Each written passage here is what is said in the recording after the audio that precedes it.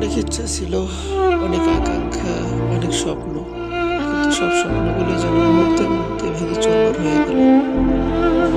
প্রতিটা ডিমের ভিতরেই বাচ্চা, কিন্তু ডিম ফুটে বাচ্চাগুলো বের হওয়ার আগেই চিরবিদায় হয়ে গেল। সাথে সাথে আমার স্বপ্নগুলো নেমে গেল। বলেছেন ফসবরুল জামিল, তুমি উত্তম ধৈর্য ধারণ করো। আমি উত্তম ধৈর্য ধারণ করে আছি, ইনশাআল্লাহ।